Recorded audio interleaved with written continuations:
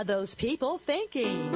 Nuclear hot seat. What have those boys been drinking? Nuclear hot seat. The corium is sinking. Our time to act is shrinking, but our activists are linking.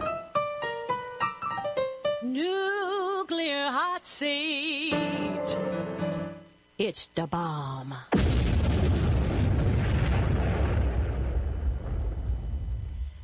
Welcome to Nuclear Hot Seat, the weekly international news magazine keeping you up to date on all things anti-nuclear.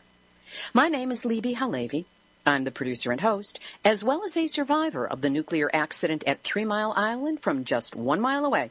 So I know what can happen when the so-called nuclear experts get it wrong. This week, we revisit Alison Katz of Independent Who with some outtakes from last week's brilliant interview on the unholy alliance between the World Health Organization and the pro-nuclear Independent Atomic Energy Agency.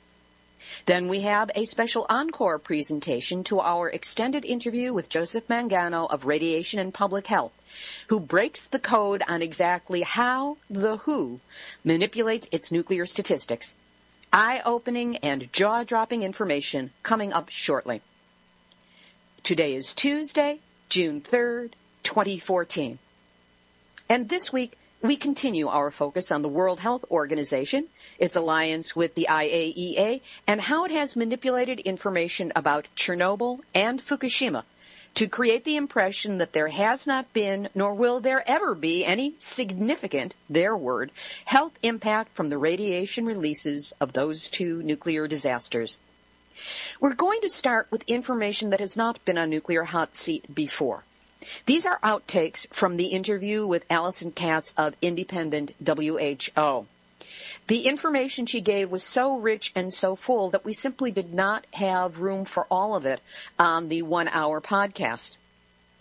Last week's encore presentation of our interview with her blasted wide open any illusion anyone might have had that the World Health Organization is actually looking after the world's health when it comes to exposure to nuclear radiation. Here from the original interview is her information on background politics within the United Nations, the impact of the independent WHO demonstration outside of WHO headquarters in Geneva, Switzerland, and a major flaw in their statistical analyses after Chernobyl. This last piece will provide a perfect springboard into the segments with Joseph Mangano. First, Alison Katz gives a comprehensive overview of the geopolitics of the WHO, how it functions, who's actually in charge, and how it has been used to manipulate our understanding of nuclear technology on our world. I think if it's interesting, we should just have a little look at the geopolitics of the World Health Organization and the UN and how they function, because I'm not sure that the general public really understands that. In principle, WHO is run by its member states. They make up the governing bodies. But in reality and in practice, as everywhere in the world, it isn't all member states. They are not all equal. And in the area of nuclear power, it is the big three. It is the United States, it is the United Kingdom, and it is France. If you like, you could enlarge that to the G8. But basically, who determines policies in this area? USA, UK, and France. Now, the World Health Assembly is the place where decisions are made. It's the big meeting once a year with all the member states. It ought to be democratic, but of course it is not. And I would say that decisions are made in the corridors of power. And in addition to that, there is bargaining going on in all kinds of different fora. I'll just give you one example. There is only one international organization that actually has any real power, and that is the World Trade Organization. So just to explain how little power the World Health Assembly has. A country can easily be persuaded to vote a certain way at the World Health Assembly in exchange for important concessions at the World Trade Organization. That kind of thing is terribly depressing because what it really means is that an organization like the World Health Organization, which may be very important to the public, but it simply isn't important to governments who are only interested in economic affairs, it would seem. And so this is how we understand that at the World Health Assembly, public health can be sacrificed, if you like, for economic interests that are being negotiated in quite another fora. It's quite complex, but I think it's important that everybody understands that. There's another point that I think we should understand, that in terms of undue influence, we've seen that there are powerful governments, but there's also the private sector. And today, WHO is heavily, some people would say WHO is overwhelmingly directed by private interests. And of course, the powerful member states are promoting the interests of their transnational corporations through the World Health Organization at the World Health Assembly. And that, again, is a dreadful reflection of the fact that governments themselves, national governments themselves, are so influenced by the private sector. One additional very worrying trend is that another major conduit for influence by the private sector is millionaire, I call it millionaire philanthropy. Of course, the most well-known of these is the Bill and Melinda Gates Foundation, which today carries undue weight in WHO. In fact, the foundation is giving more money to WHO than any other member state, including his own. I think that is the case today. So what we have at the United Nations is plutocracy rather than democracy. In other words, it is money that is ruling. But it is only the reflection of plutocracy in our own national governments. With more than 7 years of 5-day-a-week, 52 weeks a year protests at WHO headquarters in Geneva, Switzerland, one might expect a reaction from employees who have to walk past it every workday. According to Alison Katz, the answer is both no and yes. Getting back to the protests that you have been doing for 7 years now, how do the employees of WHO react, and what, if any, impact have you had upon them? Yes, I have to say that the employees of WHO, they're a fairly apolitical group who simply, I hate to be dismissive, but mostly just enjoy a very nice situation and do not want to get involved in anything that resembles a demonstration or a protest. So at the beginning, I think that what we were seen as was, a nice bunch of people, naive eccentrics, as environmental activists are always seen, until some absolutely dreadful catastrophe happens. So when Fukushima happened, I have to say that there was a significant change.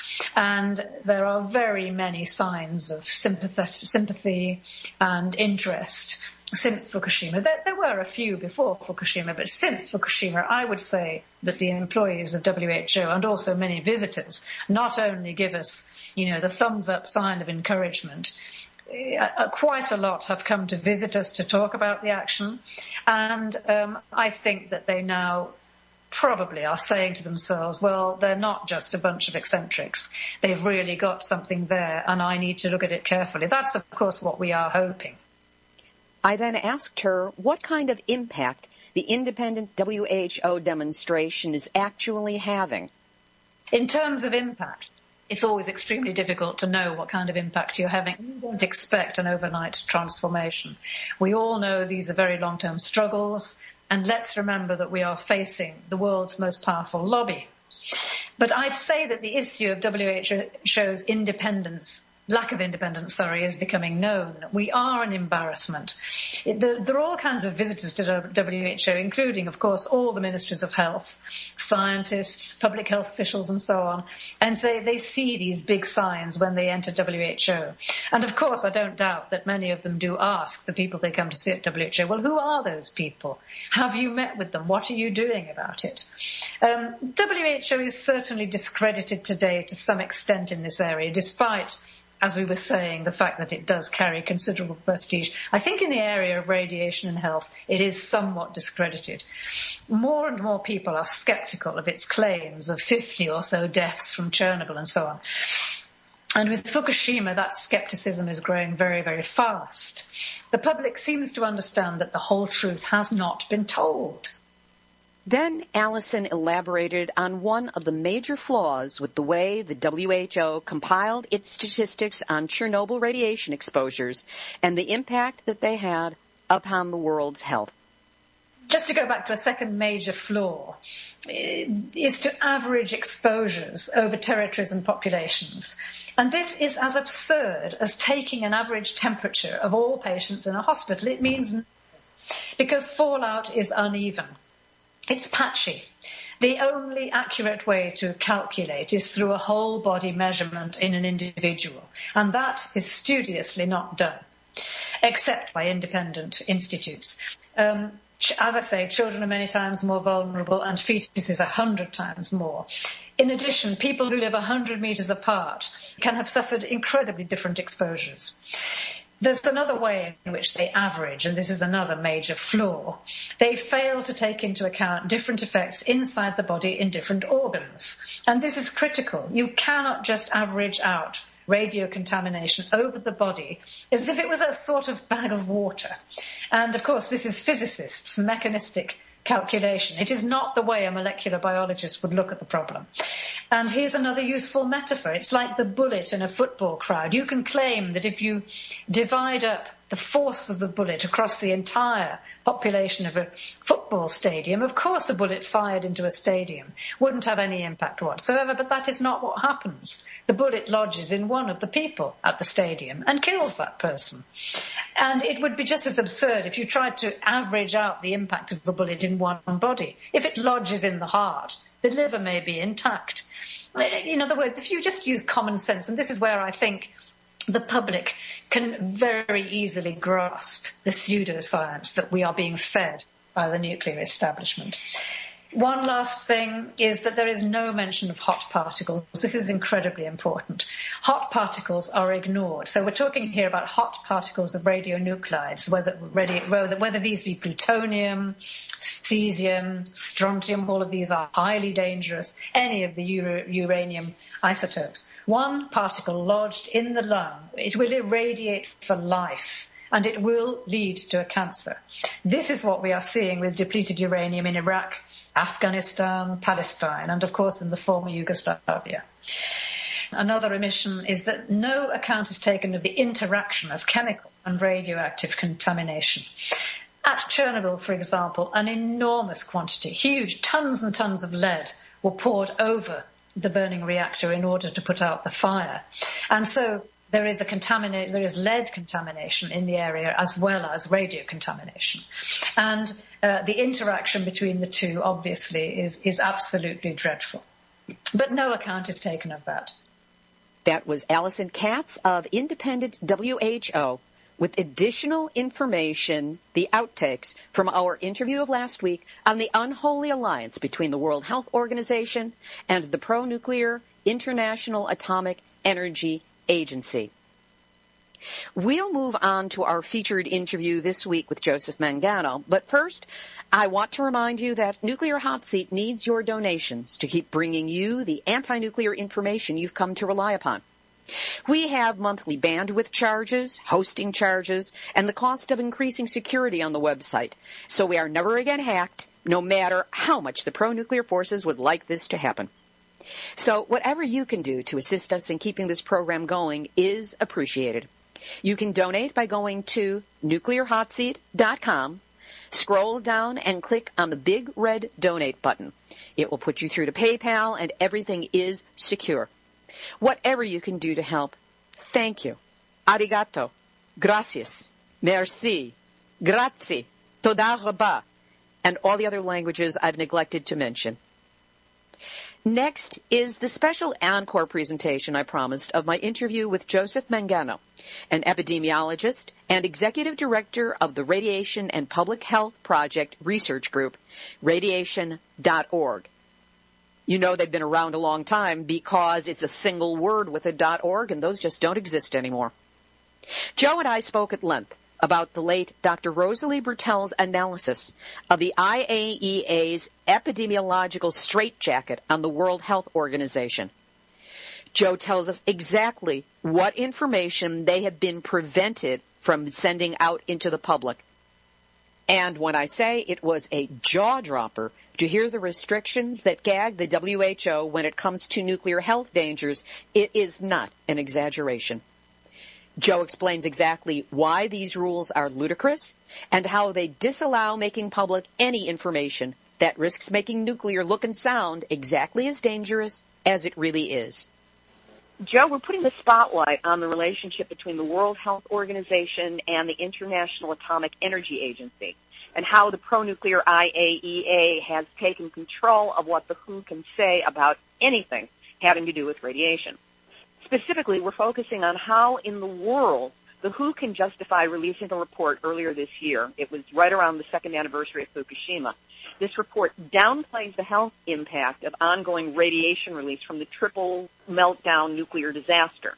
It uses the word slight all the time, puts it down, and tries to make it sound like the worst thing that you can face after a nuclear disaster is your own emotional response to it. First of all, just a general overview. From an epidemiological perspective, how accurate is this WHO report?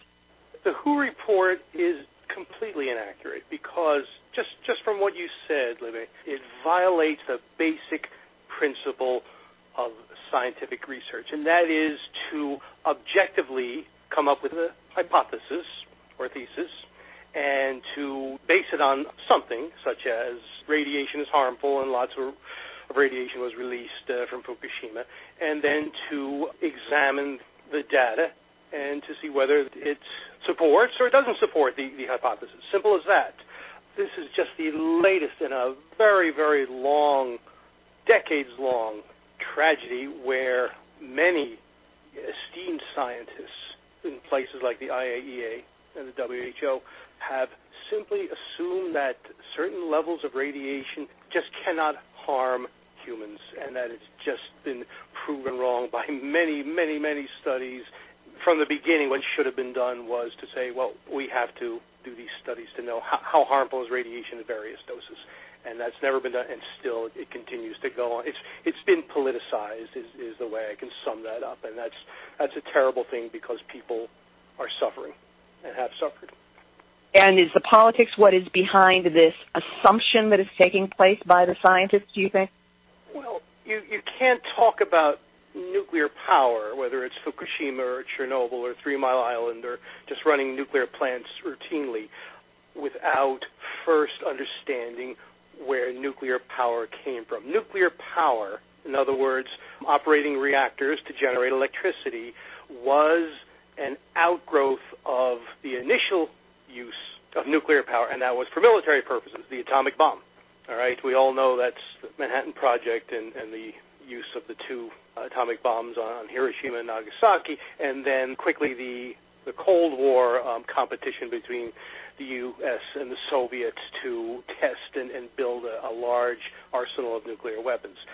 As this was going on, and as people got more and more concerned and really frightened about what this great but frightening new technology could do, officials scrambled to remind us that you could use the atom for other purposes, the peaceful atom, one of which would be to generate electricity. And while that's certainly true, and a lot of electricity has been produced through nuclear reactors, the proponents of this never owned up to the health hazards, which I say fall into three categories. Number one, how can you assure us that a catastrophic meltdown won't happen? Number two, how can you assure us that the waste that routinely is emitted from reactors don't harm people? And number three, what do you do with most of the waste that we have to keep safe and secure for many thousands of years? They didn't have any answers then. They don't have any answers now. And we're stuck with the technology. And we are very much entrenched with this technology. So when you say nuclear power, think of it as just an atomic bomb used to make electricity, because it is the exact same process and produces the exact same chemicals as the Hiroshima and Nagasaki bombs. Joe, in looking deeper into the health aspect of this issue, I discovered a 1999 article by Dr. Rosalie Bertell that was published in The Ecologist. And what she did in it was run down the IAEA's criteria as to what qualifies as a radiation-causing illness statistic. I found it pretty outrageous. And what I'd like to do is go over these points and get your specific input so people can understand exactly how, at the source, we have been steered away from the truth. The first one she listed is, if a radiation-causing cancer is not fatal, the IAEA will not count it. Absolutely, totally irresponsible, especially as time goes on, because some cancers are becoming quite treatable, and especially radiation-sensitive cancers, like thyroid cancer. It's the fastest-growing cancer in the developed world, and it is highly linked with exposure to radiation, especially radioactive iodine. So most people with thyroid cancer are diagnosed and treated, and they live. So there's few deaths, but to say that because there's few deaths, it's not radiosensitive is absolutely wrong. Child cancer is the same thing. Physicians are doing much better in keeping children stricken with cancer alive. However, that does not mean that radiation isn't quite possibly playing a role in rising child cancer rates. And, of course, these child cancer rates are growing exponentially in Japan, in the Fukushima area. They're already starting to find full-blown thyroid cancer just 2 years after the disaster began. Yeah, unfortunately, the children are the canary birds of humanity when it comes to radiation, because they're the ones in which you would see the most immediate effects of an exposure, such as Fukushima and such as Chernobyl. The second one that Dr. Bertel listed, I think you've kind of covered this, is if a cancer is initiated by another carcinogen but accelerated or promoted by exposure to radiation, it is not counted. I'll cite somebody much more prominent and famous than me in this, and that is Rachel Carson, who, of course, was the author of the seminal 1962 book, Silent Spring. Ooh, book that changed my life. The book that changed your life and a lot of people's lives. I mean, it really got into President Kennedy's desk and got him thinking about things like atomic bomb testing and so on. The book mostly was about DDT and pesticides. However, later in the book, Carson goes on to say that strontium-90 and other radioactive chemicals are the sinister partner of DDT and pesticides. And she uses the word synergy, which means you're putting two types of poison together. And when you put two types of poisons together, the outcome in terms of harm to humans is far greater than 1 + 1. You know, we know this, like, for example, if you smoke, you're at risk for lung cancer. If you work in a coal mine, you're at risk for lung cancer. But if you're a coal miner who smokes, you're at very, very, very high risk for lung cancer. So, yeah, to ignore any other of the many poisons in our environment is absolutely irresponsible. Here's another good one from the IAEA. If an autoimmune disease or any non-cancer is caused by radiation, it is not counted. Why? It's... because they're the IAEA and they can say so. Right. Again, my why was a rhetorical question. It makes no sense from a biochemical standpoint, because radiation harms not just the thyroid gland or harms kids, but it harms the entire immune system, which means it goes beyond just thyroid cancer or just cancer. For example, one of the more famous chemicals in the mix that reactors put out is strontium. Several types of strontium-89, strontium-90. Strontium is like calcium, Libbe. The body thinks it's calcium. So when you drink it, say in milk or water, it goes quickly into your stomach, and it quickly attaches to bone and teeth and starts killing and impairing cells. And it also doesn't stop at the bone. It can penetrate into the bone marrow. And in the bone marrow are the white blood cells and the red blood cells, which form the immune army, okay? These are the cells that we count on to fight any disease, all right? Not just cancer. So to say just thyroid cancer is sensitive to radiation or other cancer is wrong. It's any immune disease, things like pneumonia, things like allergies, things like the common cold. I mean, they're not quite as dramatic as certain types of cancer, but... Might lupus be in that mix as well? Sure. It's an autoimmune system disease. It relies on the immune system to fight, and the immune system is kind of doing it backwards, as you know. It's fighting it too hard. Any impairment of the white and the red blood cells is going to do multiple types of damage. Again, I'm dropping names here, so it's not just my opinion. John Goffman, a famous physicist and physician, who worked on the Manhattan Project, discovered uranium-233, all this stuff. Later in his life, he was very strong about radiation's harm to the heart. You know, we think cancer first. We think, birth defects first. But no, the heart, which, again, is something that the immune system relies on. And there's a book out about Chernobyl by a man named Alexei Yablokov, Yablokov. Came out in 2009. I've interviewed him for Nuclear Hotseat. Good. Yeah, he and his partners go into what happened after Chernobyl. Not just the thyroid gland or not just cancer, but literally diseases of every basic organ system of the human body, respiratory and digestive and endocrine and on and on and on, all elevated rates after the Chernobyl disaster. So that is yet another irresponsible statement on the IAEA's part, or WHO, I'm sorry. Here's one that I find really upsetting because it goes so to the core of what we're most afraid of from radiation, at least many of the people I speak with, and that is that according to the IAEA, radiation-damaged embryos or fetuses which result in miscarriage or stillbirth do not count. I'd like whoever wrote that to identify themselves so I could ask them if it was your child that was the victim of a stillbirth or a fetal death, if the person lived near a nuclear plant or after a meltdown or something, what they would think about it, quote, not counting. Of course it counts. We know the fetus is far, far more sensitive to radiation than adults are. I mean, infants and children too, but the fetus more. After 3 months, think of the fetus. It's the size of a lima bean, all right? It's incredibly sensitive to lots of environmental toxins, including radiation. So to ignore the fetus is just, and we see evidence of higher miscarriage levels and stillbirth rates during bomb testing and after Chernobyl and so on. That's, again, irresponsible and just not part of the scientific method that I mentioned at the beginning. And it's not scientific of me, but it's just heartless. It's heartless. So that brings us to the next one. This goes to those images that we get from Chernobyl of those poor children who have been born, one of whom I've actually met. And that is that a congenitally blind, deaf, or malformed child whose illnesses are radiation-related are not included in the figures of the IAEA because, quote, this is not genetic damage, but rather is teratogenic and will not be passed on later to the child's offspring. Explain the term and explain what this means. Teratogenic really means it's something that just occurs, as a part of our human existence without linking it to a specific cause or causes. So in other words, it's a bad luck accident as opposed to anything that has a specific cause. Yeah, from the beginning of time we've had birth defects, of course, long before the bomb was developed or nuclear power was developed. However, we're trying to identify which ones that were caused by exposure to radiation.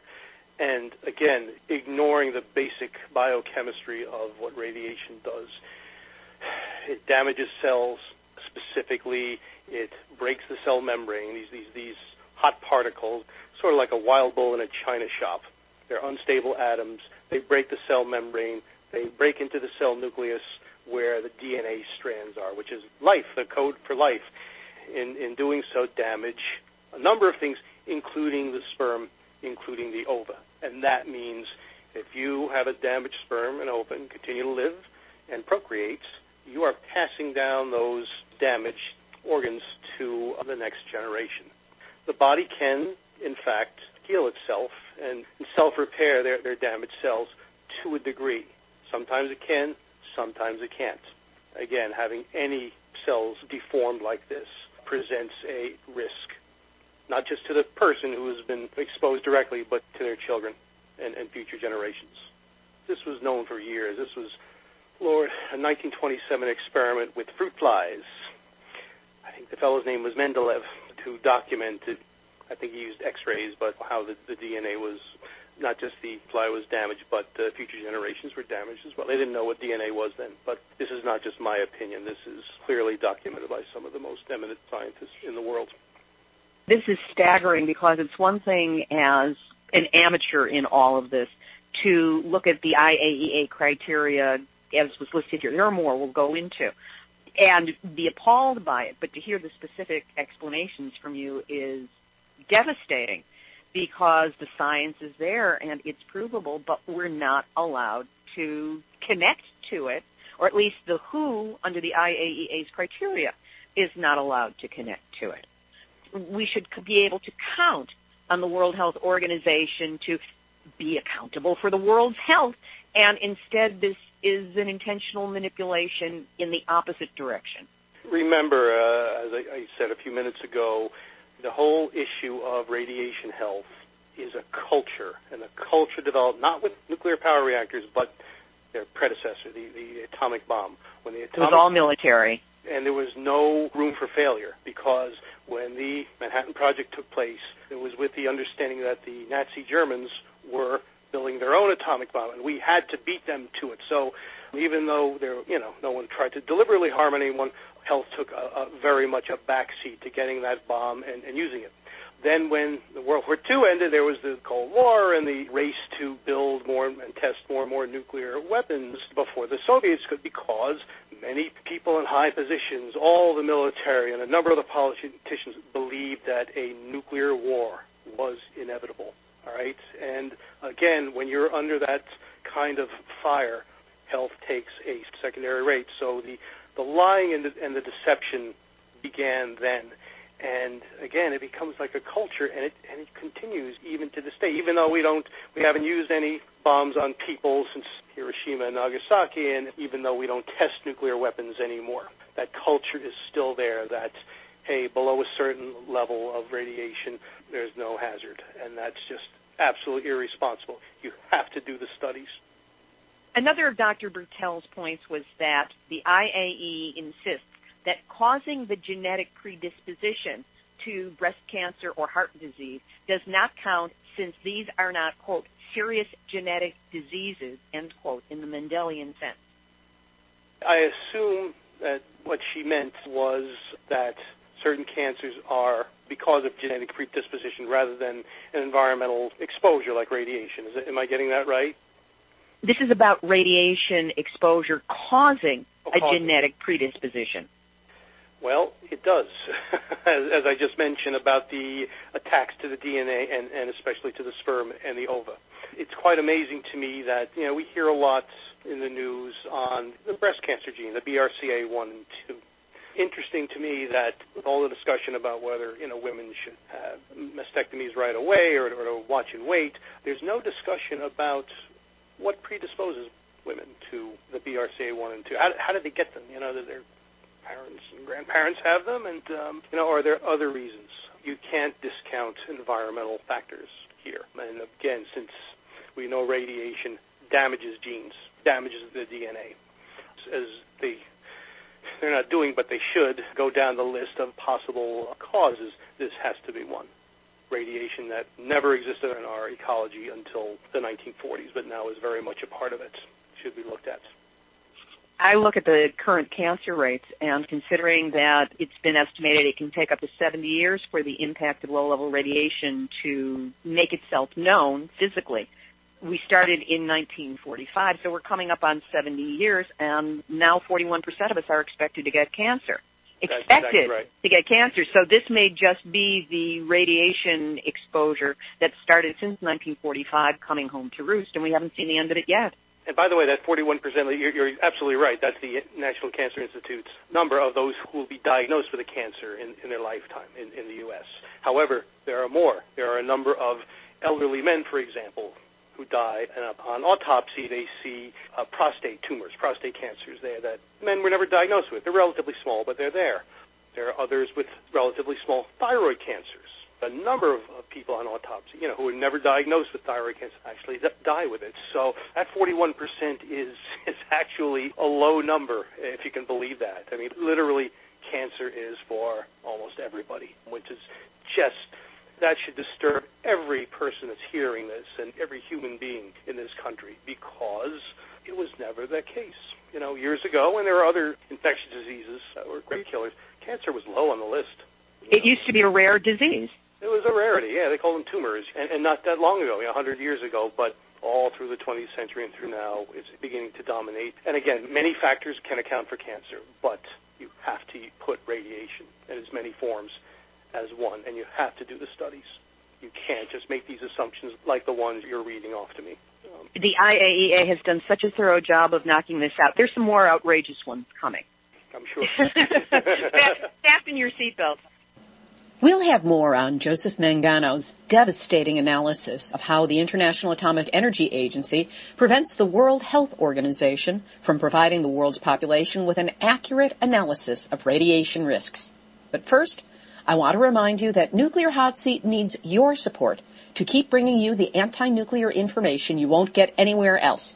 That always includes the week's anti-nuclear news, radiation protection tips, activist opportunities, numbnuts of the week for nuclear boneheadedness, the NRC Doc report, and so much more. So if you'd like to help keep us moving and growing, go to our website, nuclearhotseat.com.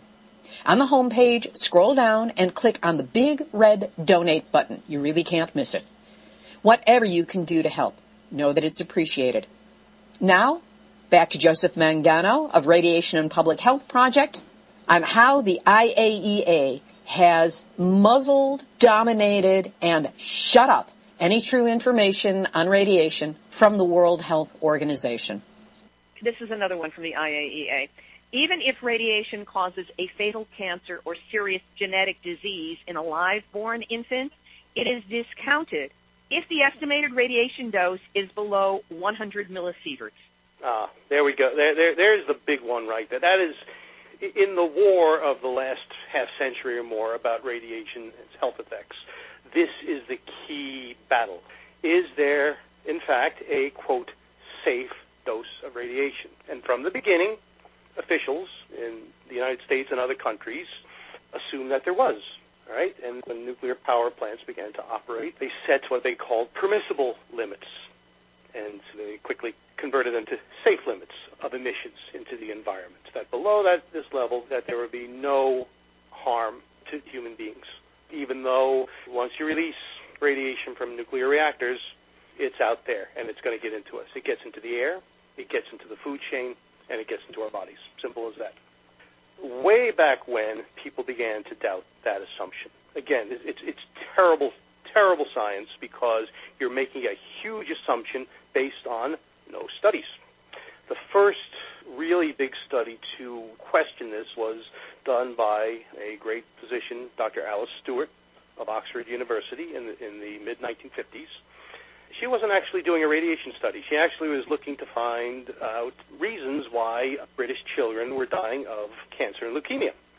And she found nothing except one thing, that prenatal x-rays to the abdomen of the mother, which was done pretty commonly, about 8-10% of women, just for diagnostic purpose to see how big the baby was and where the head was and so forth.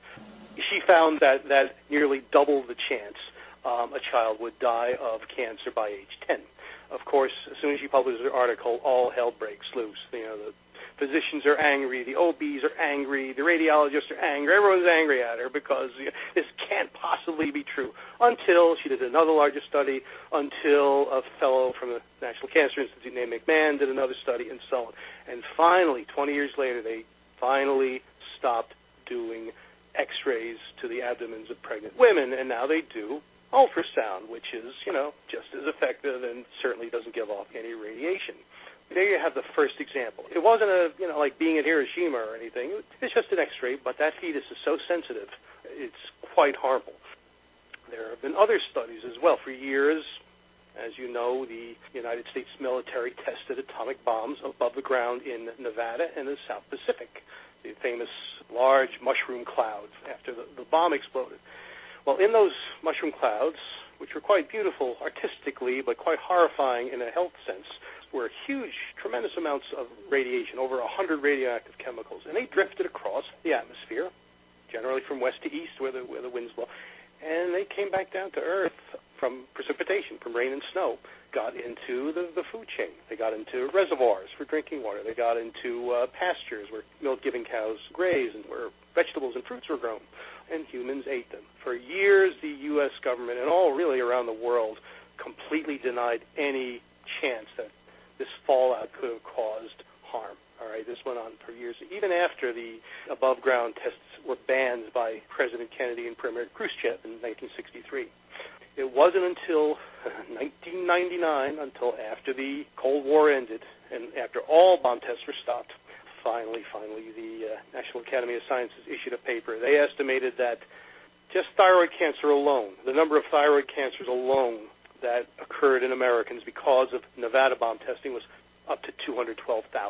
And that is probably an underestimate, and obviously it goes far beyond thyroid cancer. And then they did that based on a study that the National Cancer Institute did on iodine exposures.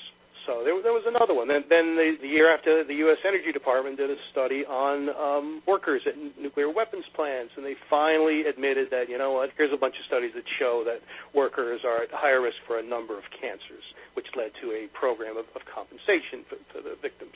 So, you know, you see a pattern here. You start with an assumption, hey, low doses are fine, there's no studies needed. But as the studies were done again and again and again, we see that's simply not true, which is what the scientific method is all about. You get a hypothesis and you test it using data. and hopefully you have an objectivity about it. Yes, but that assumption was clung to so strongly by the pro-nuclear forces that I'll give you an example of what happens after 3 Mile Island. You know, 1979, 3 Mile Island had a meltdown. You don't have to tell me. I was 1 mile away when it happened. Whether you realize this or not, here's what happened afterwards. So more than half the core melted, there were releases, and so on. Now, as far as what the research community did to test health effects, it wasn't until nearly 12 years later, late 1990, when one peer-reviewed medical journal occurred showing actual numbers of cancers or deaths before and after 3 Mile Island. There were none. But by that point, there were 31 studies that were done examining the psychological effects from 3 Mile Island and whether or not these caused increases in cancer. Many of them were like in the Journal of Psychosomatic Medicine and things like that. It was a complete shutout. And when the first article came out in late 1990... Meaning the first one saying that it's all in your mind and you should just be calm about it? Well, it was sort of like that. It was a group from Columbia University that published a study, American Journal of Public Health. They found that in the 5 years after 3 Mile Island, in the 10-mile radius, the number of cancers went up 64% from the previous 5 years, all right? But they concluded that this was not due to any radiation from the accident, and they suggested that it was probably due to psychological trauma from the accident, all right? Later, that caused a fight. A group from University of North Carolina, led by Dr. Stephen Wing, published this study using the same data, showing just the opposite conclusions, that, yes, this, in fact, was linked. And there was a fight in the journals, back and forth and back and forth. It was really a terrible, really a disgraceful performance by the health research community. Most ignored it, allowing a number of people to write about psychological issues, and then that terrible study by Columbia University. That's the kind of thing that happens when you allow this assumption that relatively low doses are harmless to proliferate. No one was in a hurry to do any study. They were frightened of the... I have talked to a number of experts, physicians and scientists that know in their minds, I know 3 Mile Island did something, but frightened to go and do studies because there would be ramifications to their grants and to their positions as members of hospitals and so on. Your writing partner, Dr. Janet Sherman, in an interview with her, she told me that the highest rates of thyroid cancer in the country, this is current, are in southeastern Pennsylvania and southwestern New Jersey, which is all downwind and downstream on the Susquehanna River from 3 Mile Island. That's a study we did, our group did, published in the International Journal of Health Services in the fall of 2009, and we take about a 90-mile radius, which is not very big, including eastern Pennsylvania, central New Jersey, southern New York, including the downwind area of 3 Mile Island. Virtually every county has a much higher thyroid cancer rate than the nation. It also doesn't help that there are 16 total nuclear reactors there, 13 of which are still operating. The most reactored area of the country. But, yeah, it is the downwind area of 3 Mile. And, of course, we know a lot of iodine was released, and we know iodine is linked to thyroid cancer. So returning to the IAEA list, all of this is fascinating, and I want to know more, but let's just complete this list. Yep. Dr. Patel wrote that even if radiation, this according to the IAEA, that even if radiation causes a lung cancer, it does not count if the person smokes. In fact, whenever there is a possibility of another cause for cancer, radiation cannot be blamed. You know, that's so silly because cancers have multiple causes. I mean, just because I smoke for 50 years and die of lung cancer, it doesn't mean that there aren't other factors at work. I could be genetically predisposed. I could have been a coal miner and so on. Although it's very hard as a researcher to know exactly what percent of each factor caused the cancer. Was it 10% radiation? Was it 30% genes? Was it 20% smoking? Was that sort of thing. You don't really know, but you can take it to the bank that each of them caused it to help raise the risk. And you don't know where the tipping point came or which one of the factors are, but they all contributed.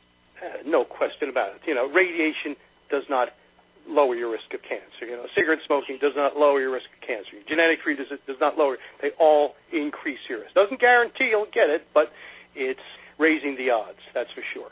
And to suggest that there's only one cause of, you know, if someone develops a cancer, there's only one cause to it, and that's absolutely wrong. There are multiple causes, especially in you know, modern society where we have multiple toxins that we're exposed to. Here's the last point that Dr. Patel wrote, and this one just blows my mind with the falseness of it. She wrote that if all else fails, according to the IAEA, it is possible to claim that radiation below some designated dose does not cause cancer, and then average over the whole body the radiation dose which has actually been received by one part of the body or organ, as, for example, when radioiodine concentrates in the thyroid. This is another numerical trick used by authorities to try to downplay the harm of radiation. If you happen to live near 3 Mile Island in March of 1979, and then you moved away and lived in the South Pole for the rest of your life, you know, where there are no people, there is no man-made radiation, or very, very, very little. You know, as the years go on, the average hit to you is reduced. Doesn't mean you aren't at risk. You were there at 3 Mile Island. I mean, a lot of people, especially Jewish people near Chernobyl, moved and went to Israel, where they had been the subject of studies.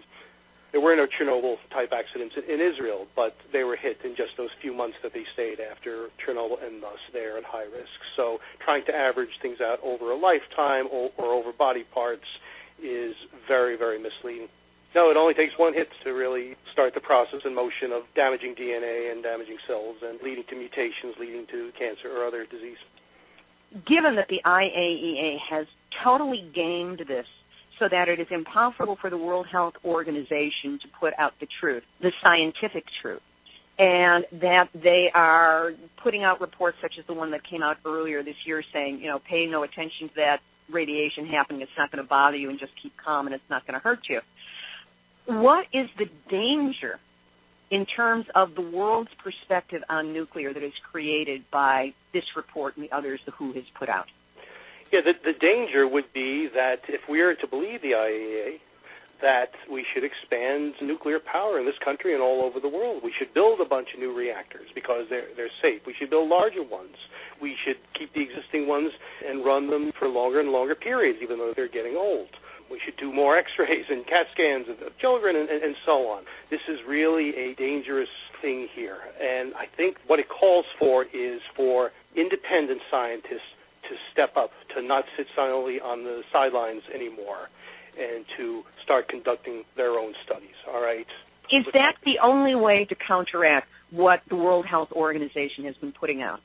Well, you know, it's really a combination of the scientists standing up and citizens taking this information and putting it forward. This is exactly what happened to lead up to the treaty in 1963 banning above-ground atom bomb tests. You know, there were studies done by scientists of the amount of fallout building up in baby teeth and other studies as well. And there were also large-scale protests by citizens, many of them women's groups, saying, you know, get the strontium-90 out of my baby's milk and so on. They would go in front of the White House and the UN and so on until finally the scientific and political pressure proved too much to the leaders, even though many wanted to continue testing. The treaty was signed by the U.S., the Soviets, and Britain. That's the only way it can work, because if you leave this concentration of power to one group that is obviously biased and obviously has an interest in seeing the proliferation of this kind of technology, your society is going to be at greater risk. It's sort of like the tobacco companies for years, denying any consequence, any risk that cigarette smoking and tobacco use would harm people. For a long time, the medical community was rather silent, but finally, in the 1960s, the big Surgeon General report and many reports after that finally established that it was in fact very harmful. They still fought it after that, and they still don't agree, but obviously the power of the government and the power of scientists caused many people to in fact quit smoking. So we're really looking at a preventive health issue here. We want to lower the exposures of people to this type of radioactivity. And we've done studies showing that when this happens, such as when the bomb test ended and when nuclear plants close, there are instant, sharp declines in infant deaths, in child cancers, and over a long term in total cancers. This is no different than any physician treating a cancer and keeping a person alive. This is a better way to do it.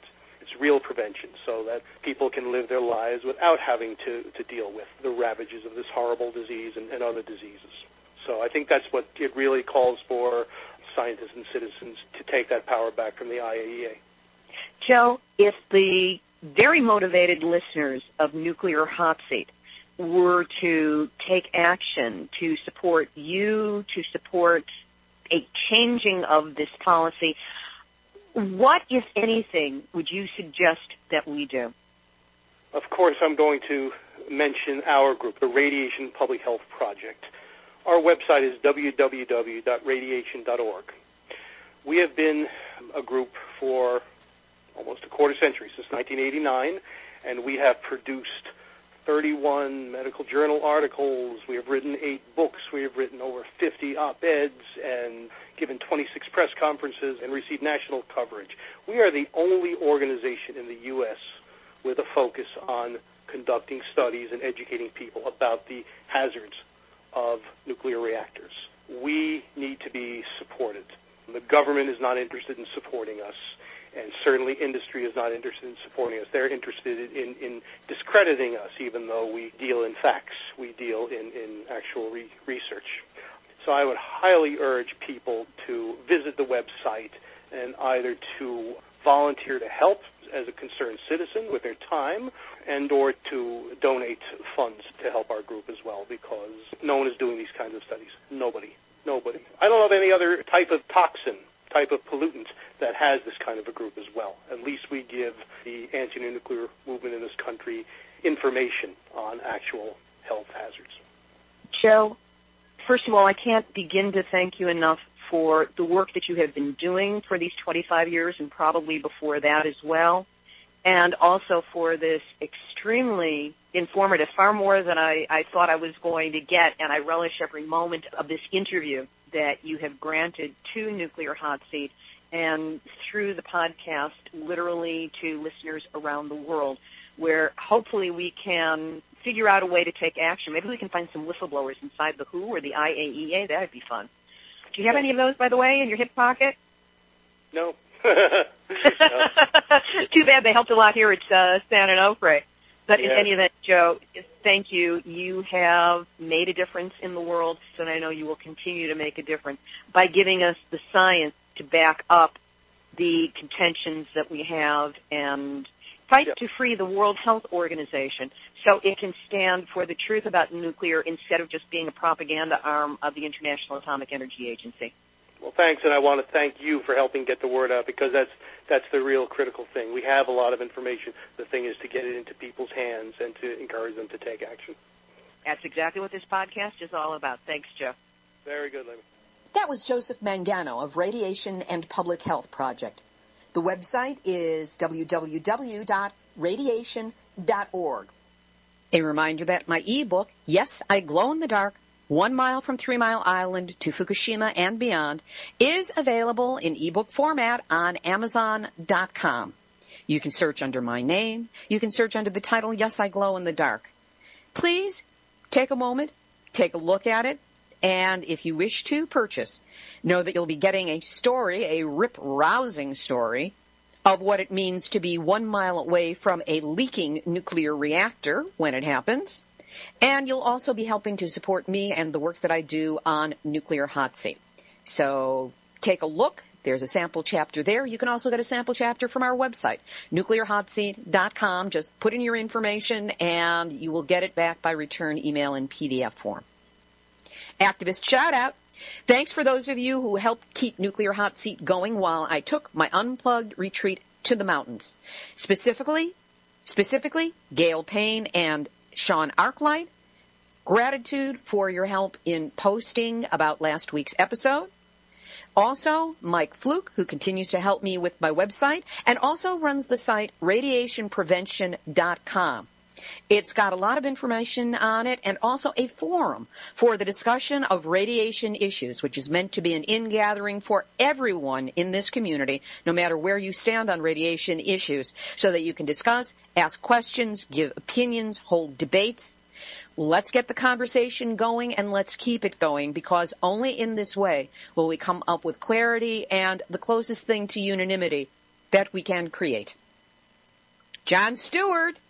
Okay, Blibby, this is for real. Now I'm going to write you up a routine and send it care of the producer who is available to a member of our community who has reached out and let me know this. Woo-hoo.